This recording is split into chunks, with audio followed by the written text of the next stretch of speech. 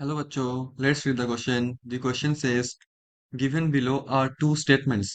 Statements 1. Primary aliphatic amines react with HNO2 to give unstable diazonium salt. Statement 2. Primary aromatic amines react with HNO2 to form diazonium salts, which are stable even above 300 Kelvin. In the light of the above statements, choose the most appropriate answer from the options given below. Option A. Statement 1 is incorrect, but statement 2 is correct. Both statement 1 and statement 2 are correct. Both statement 1 and statement 2 are incorrect. Statement 1 is correct, but statement 2 is incorrect. So question में हमको पूछा है कि हमारे पास दोनों statement है। Statement 1 पे लिखा हुआ है जो प्राइमरी अल्फेटिक एमीन होता है, जो HNO2 के साथ रिएक्ट करता है, हमको अनस्टेबल डायज़ोनियम सॉल्ट देता है। स्टेटमेंट 2 पे लिखा है प्राइमरी एरोमेटिक एमीन हमारा HNO2 के साथ रिएक्ट करता है। ओके, फर्स्ट स्टेटमेंट में एलिफेटिक अमीन था। स्टेटमेंट नंबर 2 पे लिखा हुआ है एरोमेटिक अमीन। जो HNO2 के साथ रिएक्ट करता है हमको डायज़ोनियम सॉल्ट देता है, जो कि 300 केल्विन से ऊपर भी टेम्परेचर पे ये स्टेबल होता है। सो हमको बताना होगा कौन सा स्टेटमेंट सही है, कौन सा स्टेटमेंट गलत है। So the key concept of this question is डायजोटाइजेशन। डायजोटाइजेशन reaction. So first of all हमको देखना होगा ये डायजोटाइजेशन रिएक्शन होता क्या है। हम जानते हैं कि हमारे पास जो एमिन्स होता है, लेट्स से हमें कंसिडर करो एक प्राइमरी एमीन से CH3 CH2 NH2। जब ये एमीन ट्रीट करेंगे हम लोग नाइट्रस एसिड के साथ HNO2 के साथ, तो क्या एग्जैक्टली होगा। हम जानते हैं यहाँ पे फॉर्म होता है डायजोनियम सॉल्ट। कैसे फॉर्म होता है, CH3 CH2 N triple bond N, यहाँ पे होगा प्लस। ठीक, ये है डायजोनियम कैटायन, मतलब इथाइल डायजोनियम कैटायन। ठीक है, अगर मीडियम पे कोई सॉल्ट रहा तो उसका जो एनायन पार्ट होगा इसके साथ इंटरेक्ट करेगा। ठीक है,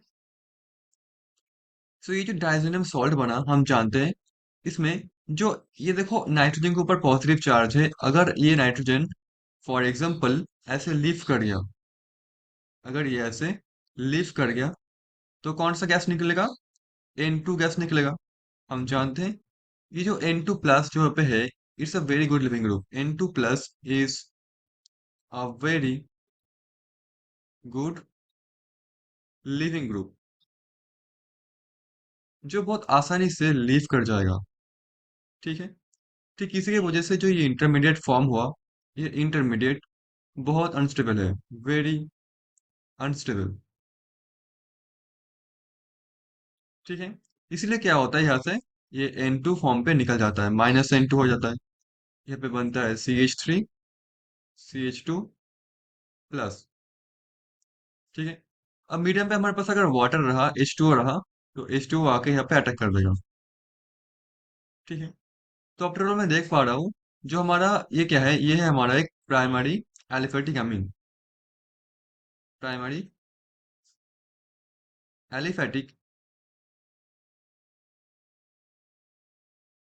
एलिफेटिक अमीन। ठीक, तो जो एलिफेटिक अमीन होता है, प्राइमरी एलिफेटिक अमीन जो हमारे पास है, वो जो डायजोनियम कैटायन बनाता है वो बहुत ही अनस्टेबल होता है, इजंट इट। तो जो यहाँ पे लिखा हुआ है ये बिल्कुल सही लिखा हुआ है, फर्स्ट स्टेटमेंट। नेक्स्ट देखते हैं स्टेटमेंट नंबर 2, प्राइमरी एरोमेटिक अमीन। अब रिएक्ट करवाते हैं हम लोग, जो एक प्राइमरी एरोमेटिक अमीन लेते हैं, फॉर एग्जांपल अनिलिन। एग्जांपल लेते हैं अनिलिन।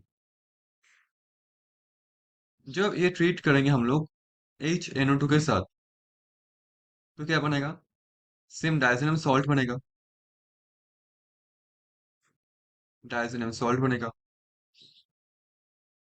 N2 प्लस बनेगा।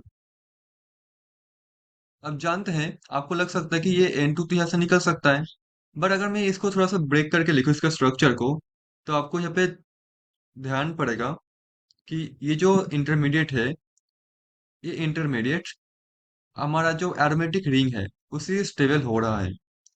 कैसे हो रहा है, N ट्रिपल बॉन्ड N, यहाँ पे प्लस। ये जो हमारा पाई बॉन्ड है इस पाई बॉन्ड से क्या हो रहा है, ये स्टेबल हो रहा है, ये जो डीलोकलाइज कर रहा है हमारा चार्ज। तो ये कैसे होगा, ये होगा हमारा aromatic ring, benzene ring, double bond N, double bond N, minus over here, plus here, और हमारा यहाँ पे क्या आएगा, हमारा यहाँ पे आएगा प्लस चार्ज, और ये प्लस चार्ज डीलोकलाइज करता रहेगा। ठीक है, और यहाँ पे हमारे पास क्या होगा, double bond plus over here, double bond, double bond nitrogen plus double bond N minus, ये फर्दर यहाँ पे गिरेगा।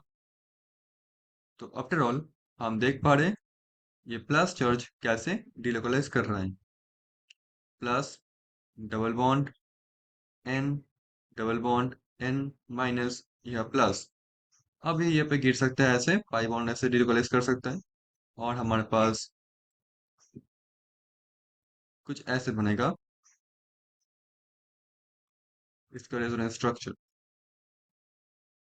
तो ऐसे पॉजिटिव चार्ज डिलोकलाइज कर सकता है रिंग के थ्रू। तो ये इंटरमीडिएट क्या है, स्टेबल है, बट ये कोई भी टेम्परेचर पे स्टेबल नहीं है। ये स्टेबल है हमारा 0 से 5 डिग्री सेंटीग्रेड तक, इसलिए हम लोग इसको लिखते हैं 0 से 5 डिग्री सेंटीग्रेड। अब 5 डिग्री मतलब क्या होता है, 273 से हमको प्लस करना होगा, दैट मीन्स 278 केल्विन तक ही ये स्टेबल है, उससे ज़्यादा ये स्टेबल नहीं है। उससे ज़्यादा टेम्परेचर पे नाइट्रोजन निकल जाएगा। ठीक, स्टेटमेंट को देखते हैं। यहाँ पे लिखा हुआ है 300 केल्विन से ऊपर ये स्टेबल है, जो कि बिल्कुल गलत है। मतलब 300 केल्विन मतलब कितना हुआ, 300 केल्विन मतलब हुआ 300 minus 273, that mean 27 degree centigrade से बोल रहा है कि ये ऊपर है टेम्परेचर पे, ये स्टेबल है, मतलब रूम टेम्परेचर के ऊपर से गर्म करो इसको फिर भी स्टेबल रहेगा। पर ऐसा बिल्कुल नहीं होता, ये स्टेबल ऐसा बिल्कुल नहीं होता। ठीक है, तो मैं यहाँ पे बोलना चाहता हूँ कि हमारा जो सेकंड स्टेटमेंट है वो भी गलत है, जो फर्स्ट स्टेटमेंट है वो सही है। So statement number one is correct, but statement number two is incorrect. So D is going to be the answer of this question. Hope you understood it well. Thank you so much.